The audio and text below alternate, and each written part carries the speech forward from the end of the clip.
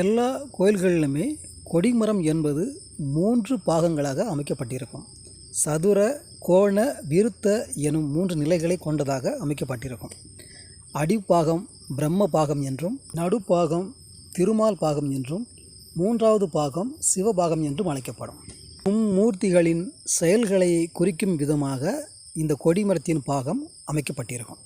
அது மட்டும் இல்லாமல் கொடிமரம் என்பது மூலவருக்கு நிகரானது என்பது ஐதீகம். அப்படி இருக்கும் பொழுது கொடிமரத்தை சுற்றி வந்து வணங்கி நாம் பிரார்த்தனை பண்ணும்போது நம்முடைய பிரார்த்தனைகள் இறைவனை சீக்கிரம் சென்றடையும். ஆண்கள் உடல் முழுவதும் நெற்றி உள்பட தரையில் படும்படியாக வணங்குவதற்கு அஷ்டாங்க நமஸ்காரம் என்றும், பெண்கள் விழுந்து வணங்குவதற்கு பஞ்சாங்க நமஸ்காரம் என்றும் கூறுவார்கள்.